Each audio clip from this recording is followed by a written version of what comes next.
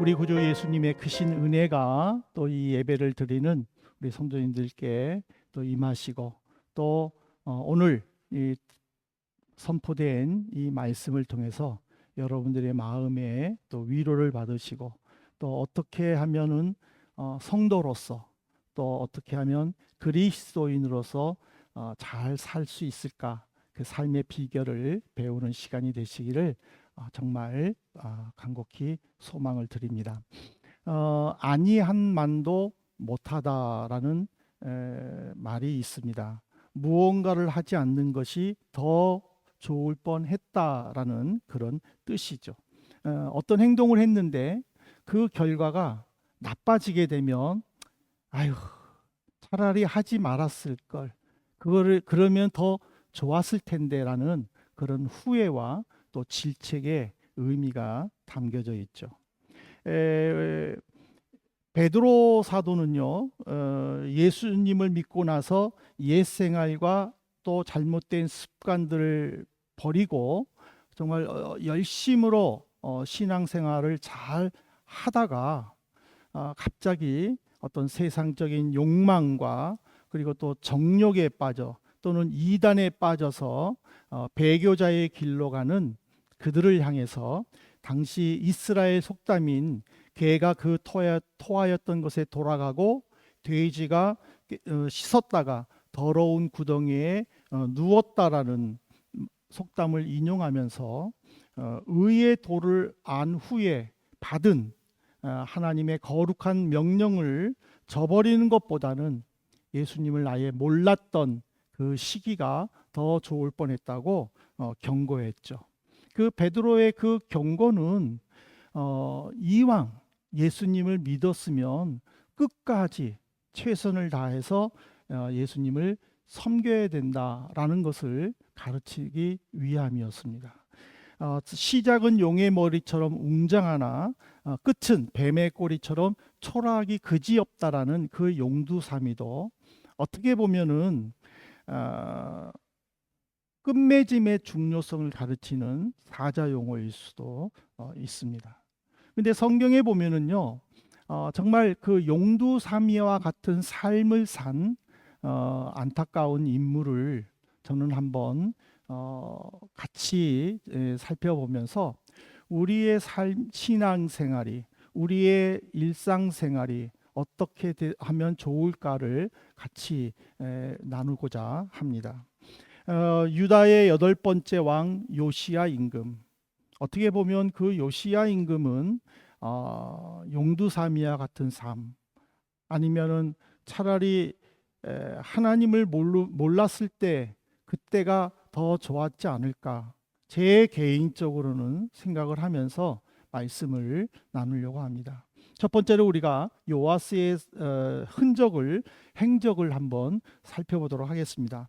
열왕기하 12장 1절에 보면 예후의 제7년에 요아스가 왕이 되어 예루살렘에서 40년간 통치하니라. 그의 어머니 이름은 시비아라 브엘세바 사람이더라. 여기서 한 가지 우리가 참고해야 될 것은요, 열왕기 상하에서 특별히 유다 왕족의 왕을 소개할 때에 빼놓지 않는 것은 어머니의 이름입니다. 그 고대 당시에는요, 여성들의 인권은 정말 비참했었죠. 여성들은 어린아이와 함께 대접받지 못한 그 시대에 유일하게 열왕기 저자는 유대 왕들을 소개할 때마다 어머니의 이름을 꼭 기록했습니다. 그것은 뭐냐면 그 당시 이스라엘은 목의 중심 사회의 특징을 보여주기 위함입니다. 분열 왕국 전에 통일 이스라엘 때부터 이스라엘은 자녀 교육의 책임은 어머니에게 있습니다. 여러분들 사도행전 16장 1절에 보면은요, 디모데의 아버지는 헬라 사람이었습니다. 그럼에도 불구하고 바울은 디모데를 유대인으로 생각하고 그에게 유일하게 할례를 행하도록 한 것은 그의 어머니가 유대 예수님을 믿는 사람이었기 때문입니다. 그러니까는 이스라엘은 모계 사회로 어머니로 인하여 자녀의 국적까지 같이 적용된다라는 것을 보여주는 사실이죠. 근데 요아스의 어머니는 시비아라고 그랬잖아요. 이 시비아의 뜻은요, 아프리카 영양을 말하는 동물 가젤을 뜻합니다. 그리고 부엘세바는 이 남쪽 유다 지역에서 최남단에 위치한 성읍으로 사무엘 선지자 시대 때부터 이 부엘세바는 영적으로 굉장히 중요한 도시였습니다. 그래서 이 도시에서 자라난 시비야, 그가 요아스의 어머니가 됐다라는 것은 얼마만큼 경건하고 그리고 여호와 신앙 위에 우뚝 서 있는가를 보여주기도 합니다. 근데 그 요아스의 아버지 아하시아는요, 북쪽 이스라엘에서 군사혁명을 일으킨 예후에 의해서 살해를 당합니다. 근데 이 사실을 안 아하시아의 어머니 아달랴, 이 아달랴가 남쪽 유다 왕족에 속하는 모든 사람들을 다 죽이고 스스로 자기가 여왕 자리에 오릅니다. 그래서 제 개인적으로는 이 요아스의 어머니가 바로 시어머니 아달랴에 의해서 살해당하지 않았을까 추측을 해봅니다.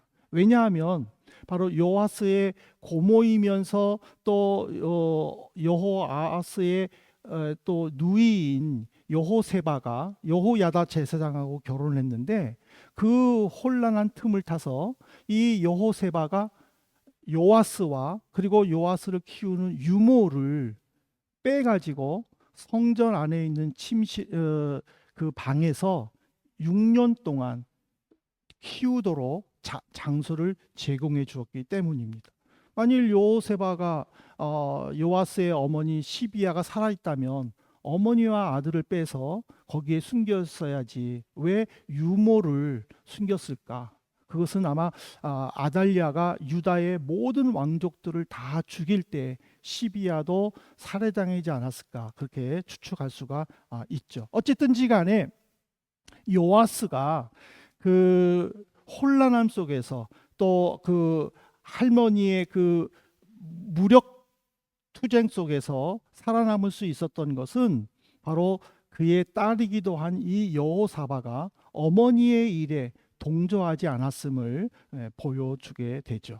그리고는 이제 성전에서 6년 동안 고모부죠, 여호야다 제사장을 통해서 이제 율법을 배우게 됩니다. 그리고 이제 7살의 왕이 되었을 때에 그는 제일 먼저 왕이 되자마자 나와 온 백성은 하나님의 율법을 철저히 지키겠다 하고 언약을 하죠. 그러면서 바울 산당으로 가서 바울 산당에 있는 모든 기물들을 다 부수고 그 당시에 바알 제사장으로 활동했던 맏단을 쳐 죽이죠. 그리고 또 무엇보다도 이 아달랴를 통해서 아하시아를 통해서 그 예루살렘 성전을 제대로 돌보지 아니함으로 파괴되었던 부분들을 자기가 직접 감독관이 되어서 성전을 보수하는 그런 일들을 하게 됩니다. 근데 그런 요아스가 여호야다 제사장이 130살에 죽자마자 여호야다와 반대의 입장에 있던 유다 방백들이 요아스의 곁에 있었을 때에 자기 손으로 부수었던 아세라 목상을 다시 세우고 그리고 여러 우상들에게 절하게 됩니다. 무엇보다 자기의 잘못을 지적하는 여호야다의 아들 스가랴 제사장을 성전 뜰에서 백성들로 하여금 돌을 던져 죽이도록 공개 처형을 집행하기도 합니다. 어렸을 때 정말 그 여호야다 제사장을 통해서 율법을 배우고 그리고 또 온전히 여호야다 제사장을 의지하다가 여호야다 제사장이 죽음으로 말미암아 죄의 길로 돌아선 그 요아스의 모습, 정말 안타까운 것은요, 성전 보수라는 그 큰 업적을 이루었음에도 불구하고 그 안에 내적 개혁이 일어나지 않으므로 하나님에 대해 깊이 모르던 요아스는 결국에는 신하들에게 휘둘림만 당하다가 결국에는 신하 두 명의 신하에게 암살당하는 불행한 삶을 살게 됩니다. 정말 그 부정은 부정을 낳는다라는 말이 있지 않습니까?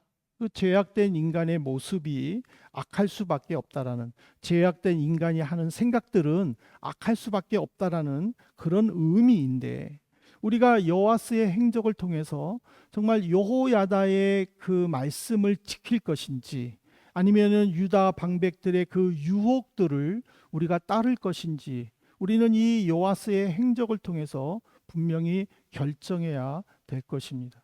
내 스스로 일어나서 신앙을 지킬 수 있는 그 믿음이 진정한 신앙의 내적 개혁이고, 그것만이 우리가 살 수 있는 길이라는 것을 이 요아스를 통해서 가르쳐 주죠.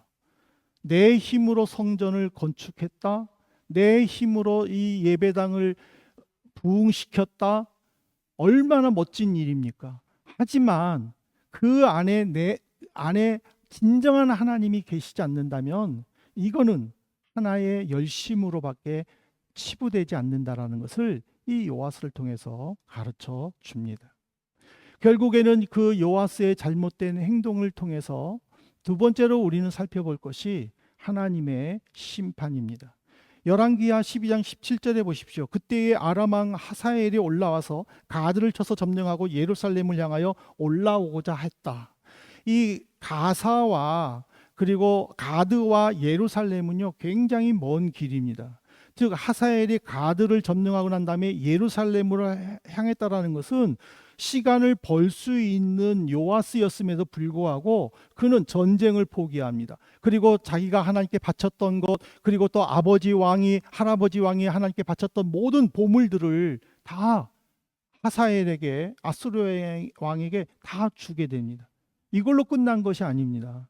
결국에는 또 하사엘은 다시 쳐들어옵니다. 그래서 역대하 24장 24절에 보면은 아람 군대가 적은 무리로 왔으나 여호와께서 심히 큰 군대를 그들의 손에 넘기셨으니 이는 유다 사람들이 그들의 조상들의 하나님 여호와를 버렸습니다. 이와 같이 아람 사람들이 요아스를 징벌하였다라고 하면서 유다와 요아스가 위기에 빠진 근본적인 원인이 하나님을 버렸다라는 배교의 심판이었다라는 것을 분명히 밝혀주고 있습니다. 근데 여기서 참 의문은요, 아담 군대는요 적은 무리예요. 근데 유다 군사는요 심히 큰 군사예요. 고대 전쟁은 숫자 싸움이에요. 일당 백의 싸움이 아니라 1대1의 싸움이에요.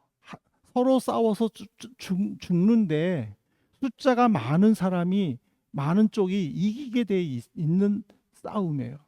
그런데다가 예루살렘 성은 높이 약 800m, 지금은 800m면 아무것도 아니지만 이 당시에 800m면요 엄청나게 높은 요새예요. 거기에 예루살렘 성이 있는 거예요. 웬만한 적군들이 칠 수가 없는 그런 좋은 입지적인 천연의 요새였어요. 그럼에도 불구하고 유다 군사들이 다 패했고, 그리고 또 설상가상으로 요아스는 또 심각한 부상을 입었다라고 기록되어 있어요.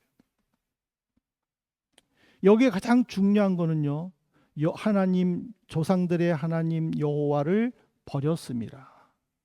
결국에는 내 안에 진정한 하나님의 계심을 깨닫지 못했을 때에 나타난 현상이라는 사실이죠. 신명기 5장 9절부터 10절에 보십시오. 그것들에게 절하지 말며 그것들을 섬기지 말라. 나 내 하나님 여호와는 질투하는 하나님인즉 나를 미워하는 자의 죄를 갚되 아버지로부터 아들에게로 3, 4대까지 이르게 하거니와 나를 사랑하고 내 계명을 지키는 자에게는 1000대까지 은혜를 베푸느니라. 하나님이 모세에게 율법을 주실 때 하나님을 진심으로 믿고 의지하고 따르는 자와 그렇지 않고 배교하고 하나님의 말씀을 무시하는 자들에 대한 상벌을 지금 말씀해 주시는 거예요. 하나님을 의지하는 자는 천대까지 복을 준다라는 것은 하나님이 주시는 복이 자자손손대로 흘러내려 간다라는 것을 의미하는 거예요. 근데 배교하는 자에게는 3, 4대에서 끊어진다라는 말은 뭐냐면 하나님의 심판이 얼마나 무서운지 3, 4대 안에 그 집안이 완전히 대가 끊어지는 멸망의 순간이 다가온다라는 것을 지금 가르쳐 주는 것입니다. 한번 보세요. 요아스가 하나님과 언약을 맺었다고 했잖아요. 바알 산당을 다 부쉈다고 그랬잖아요. 그리고 예루살렘 성전을 보수했다고 그랬잖아요. 백성들이 자발적으로 헌금을 했어요. 그리고 공사 감독하는 자들은요, 그 헌금을 굉장히 귀중하게 생각한 거예요. 그리고 정직하게 집행을 한 거예요. 그래서 요아스가 따로 감사하지 않아도 될 정도로 일꾼들이 정직하게 일했다라고 열왕기에 기록되어 있어요. 그래서 역대하 24장에 보면은요, 어떻게 기록되어 있느냐면은 여호와의 전에는 항상 번제를 드렸고 그래서 성전이 더욱더 견고해졌다라고 되어 있어요. 요아스가 예루살렘 성전을 보수하려고 계획을 세웠을 때는 주변에 있는 아람이라든지 에돔이라든지 아수르라든지 바벨론이라든지 그런 나라들이 쳐들어오지 않았다라는 거예요. 평화로운 시대가 됐다라는 거예요. 그래서 요아스가 성전을 보수하고 그리고 또 그 성전에 필요한 기물들을 만들고 그리고 제사장들을 통해서 매일 번제를 드리며 하나님께 제사를 드릴 수 있도록 모든 기반을 준비할 때까지 적군들이 쳐들어오지 않는 평화로운 시대가 됐다라는 거예요. 무엇보다 제사를 드림으로 인하여 그 번제물들은 하나님께 드리는 것도 있지만 그 제사를 집행하는 제사장들의 삶의 몫이기도 한 거예요. 그래서 요아스는 그 제사를 백성들로 하여금 율법대로 지키게 함으로 제사장이 살아가는데 그 가족이 살아가는데 필요한 생활비까지 넉넉히 지급할 정도로 선한 영향력을 끼쳤다라는 사실이에요. 그런데 이런 요아스가 처음만도 못하는 아니한만도 못하는 그 삶을 살았을 때에 하나님은 유다 군대들을 멸망시켰다라는 거예요. 요아스에게는 다시는 일어날 수 없는 심각한 질병에 부상을 당하게 했고 그걸로 인하여 두 신하가 반역을 하여 암살하고야 말았다라는 사실입니다. 오늘 우리는 하나님의 심판, 요아스의 배교의 모습을 통해서 내 안에 악한 마음이, 악한 생각이, 악한 행동이 자리 잡고 있지 않는지 한번 우리는 점검해 봐야 할 것입니다. 요즘에 도파민 중독이라는 말이 유행한다고 하지 않습니까? 어떤 그 순간적이고 감각적인 만족과 그 쾌락 이것들이 점점 더 강하게 자극시킴으로 말미암아 거기서 그 중독에서 빠져나오지 못하게 하는 것이 오늘 우리의 일상의 모습이 아닙니까? 그러니까 좀 더 자극적인 거, 좀 더 임팩트 있는 것들 그런 것들만 찾으면서 하다가 보면 우리 스스로가 점점 악의 길로 나도 모르는 사이에 빠져들 수 있다는 거예요. 여러분들이 정말 눈 뜨고 잠자기 직전까지 손에서 떼어놓지 못하는 게 무엇이 있습니까? 성경책입니까? 아니면 핸드폰입니까? 우리는 한번 심각하게 고민해 봐야 됩니다. 제가 요즘에 그 인스타에 자주 보는데요. 가끔 볼 때마다 릴스에 꼭 나온 게 뭐냐면 거북목 교정. 이렇게 많이 나와. 거북목 교정. 이 핸드폰을 보니까는 나도 모르게 머리가 이렇게 돼야 되는데 머리가 이렇게 되니까는 이 등이 굽는 거예요. 그러니까 목 디스크가 온다는 거예요. 그래서 맨날 그 치료사들이 거북목 교정으로 이렇게 해서 맨날 이런 것만 보여주더라고요. 심지어 화장실까지 핸드폰 들고 다닌다면은요, 이거는 심각한 거예요. 하나님 앞에서 회개하셔야 돼요. 아니, 화장실 가는데 왜 핸드폰이 필요해? 이 도파민 중독이에요. 요즘에는요, 텔레비를 안 본대요. 전부 다 보면은 릴스를 본대요. 릴스. 짧은 쇼폰만. 왜? 아주 거기 짧은 순간에 아주 사람을 갖다가 그냥 막 흥분시키는 그런 것들이 있으니까. 이런 것에서 우리가 자유로울 때에 나의 모든 생각들은 하나님만 있다라는 거예요. 그렇다고 해가지고 제가 이렇게 영적으로 영성으로 풍성하게 살지는 않아요. 저도 맨날 인스타 보고 페북 보면서 친구들하고 잡담이나 하고 있고 저도 그래요. 예. 그렇지만 우리가 조금 더 3시간 볼 걸 좀 줄여가지고 한 2시간 반만 한다면 그러면 그 나머지 30분은 좀 하나님을 생각할 수 있지 않을까. 예. 우리가 그런 식으로 우리가 말씀을 접근하면서 우리의 신앙 생활을 접근해 나갈 때에 우리는 요아스와 같은 삶은 적어도 않지 않겠는가. 우리는 그런 다짐을 해봅니다. 이제 마지막으로 요아스를 통한 하나님이 주시는 우리 교훈이 뭔가 한번 살펴보십시다. 마태복음 12장 44절에 보면은요. 이에 이르되 내가 나온 내 집으로 돌아가리라 하고 와보니 그 집이 비고 청소되고 수리되었거늘. 이게 그 집이 비고 청소되고 수리되었다 이 말은요. 사람이 살지 않고 비로 쓸어서 깨끗하게 됐다라는 의미예요.